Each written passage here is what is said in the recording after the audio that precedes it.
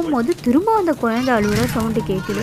உடனே அவங்களும் பயந்து போயிடுறாங்க, இங்கே ஏதோ இருக்குது அப்படின்னு சொல்லிட்டு. மறுநாள் அவங்க மனைவி தூங்கிட்டு இருக்கும் போது அவங்க கனவுல ஒரு காட்டேரி வந்து அவங்க குழந்தைய காவு கேட்குற மாதிரி அவங்களுக்கு ஒரு கனவு வருது. உடனே அவங்க பயந்து போய் எழுந்துட்டு அந்த ஊரில் இருக்க பெரியவங்க கிட்டலாம் இதை பற்றி சொல்கிறாங்க.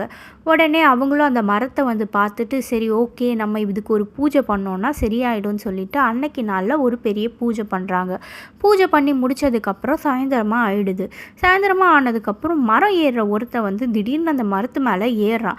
இதை பார்த்ததும் அவங்க மனைவி வாய்ந்து போய் அவங்க கணவர்கிட்ட போய் சொல்கிறாங்க, இந்த மாதிரி அந்த மரத்தில் ஒருத்தர் ஏறுறாரு அப்படின்னு சொல்லிட்டு. உடனே அவரை தடுத்து நிறுத்தலான்னு சொல்லி போகிறாங்க. போகிறதுக்குள்ளே அவர் அந்த மரத்தை ஏறிடுறாரு. இது வரைக்கும் குழந்தை அழுகுற சவுண்டு மரத்து மேலே கேட்டுட்டு இருந்துச்சு. அவர் மரத்தை ஏறி இறங்கினதுக்கப்புறம் பார்த்தோன்னா அவர்கிட்ட அந்த குழந்தை அழுகுற சவுண்டு கேட்குது. கேட்ட உடனே இவங்கெல்லாம் பயந்துடுறாங்க, பேய் இவரை பிடிச்சிருச்சு போலன்ட்டு. அப்போ பார்த்தா உடனே அவர் ஃபோன் எடுத்து பேசுகிறாரு. மரத்து மேலே ஃபோனை வச்சுட்டேன், இப்போ தான் கண்டுபிடிச்சேன் எந்த மரத்தில் வச்சேன்னு சொல்லிட்டு அப்படின்னு. அப்போ தான் அவங்க எல்லாருக்குமே புரியுது குழந்தை அழுந்த சவுண்டு அது ஃபோன்லேருந்து வந்த ரிங்டோன் சொல்லிட்டு. இப்படியே இந்த படத்தை முடிக்கிறாங்க. உங்களுக்கு இந்த படம் பிடிச்சிருந்தா லைக், ஷேர், சப்ஸ்கிரைப் பண்ணுங்கள். நெக்ஸ்ட் வீடியோவில் பார்க்கலாம்.